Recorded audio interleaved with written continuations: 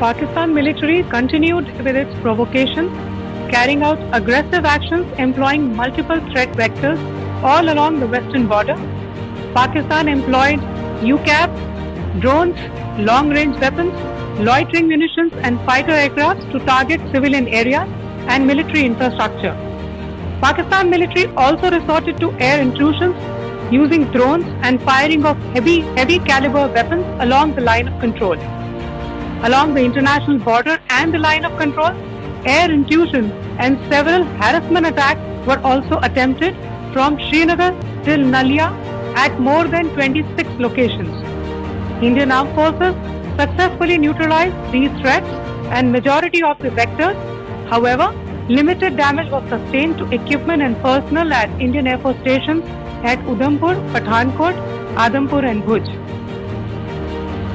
There were also several high-speed missile attacks noticed subsequently after 0140 hours in the night at several air bases in Punjab. In a deplorable cowardly act, targeting of civilian infrastructure also had taken place, where Pakistan attacked the Medicare Center and school premises at the air bases of Srinagar, Avantipur and Udhampur, yet again displaying irresponsible targeting of our civilian infrastructure. In a swift and calibrated response, Indian Armed Forces carried out precision attacks only on identified military targets.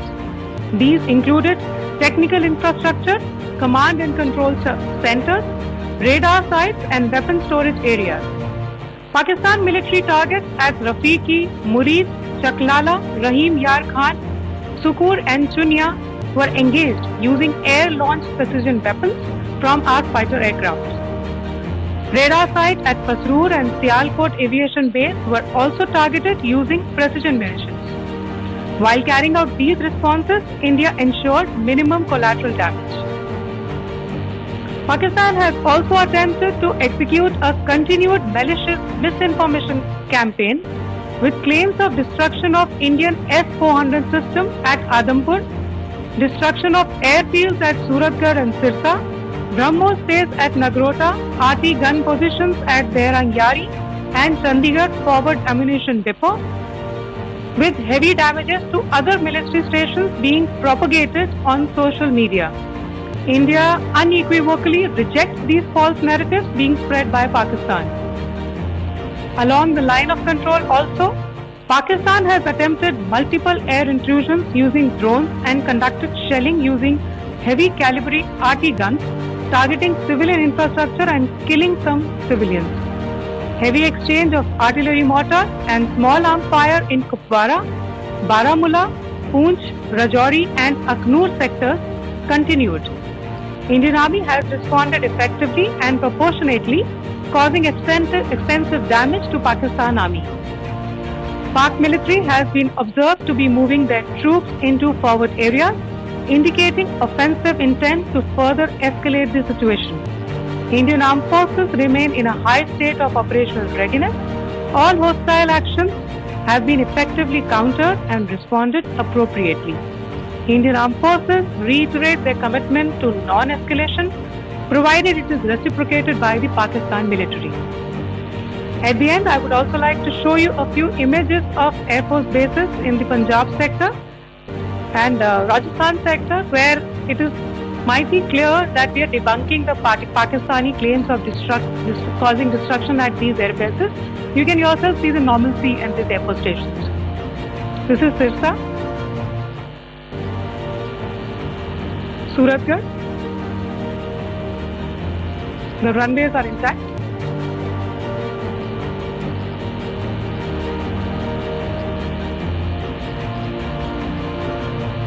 They are also time stamped. Just notice they are also time stamped. This is today.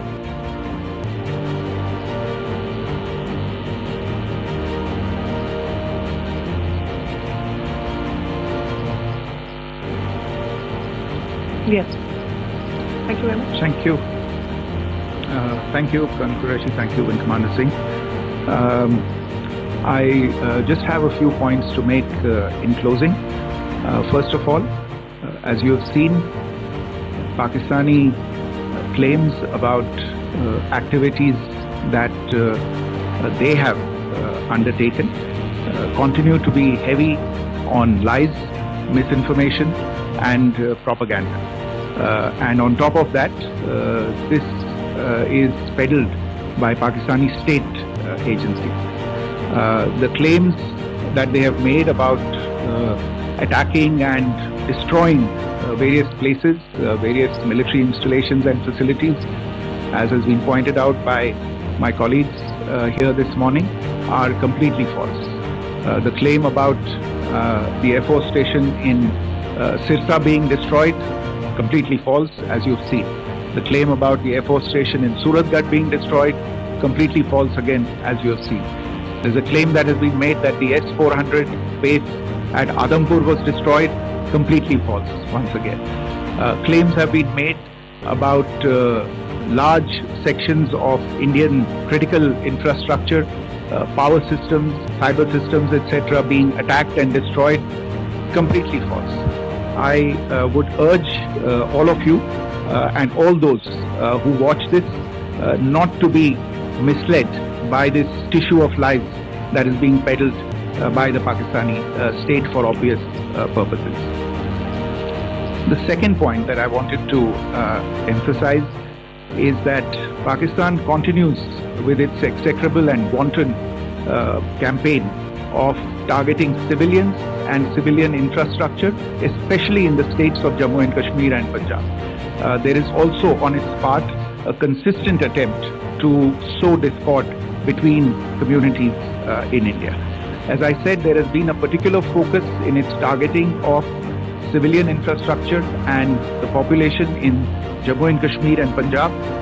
Earlier this morning, Pakistan shelled the town of Rajouri, killing the additional District Development Commissioner Sri Rajkumar Thappa, adding to the civilian casualties and the damage in that state. We have also observed overnight damage to property and injuries to civilians in Firozpur and Jalandhar, among other places. Finally, as I said, Pakistani officials also continue to make ludicrous claims about India firing missiles towards Sri Amritsar Sahib. As I said, these lame attempts to divide India are doomed to failure. We have also seen in some of the remarks that have been shown on television that the Pakistani army spokesman seems to take great joy at the fact that the Indian public should criticize the government of India with regard to various issues. It may be a surprise to Pakistan to see citizens criticizing their own government. That is the hallmark of an open and functioning democracy. Pakistan's unfamiliarity with that again should not be surprising. And finally, there is this yet again completely ludicrous claim that Indian missiles have hit Afghanistan. Totally frivolous allegation, and I only want to point out that Afghan people don't need to be reminded about which country it is that has on multiple occasions in just the last 1.5 years targeted civilian populations and civilian infrastructure in Afghanistan. Ladies and gentlemen, as you would have gathered from this morning's briefing, we are dealing with an evolving situation. Accordingly, today we don't have the time to take questions, but we will continue to update you on this situation as we go along. Thank you all very much for joining us this morning.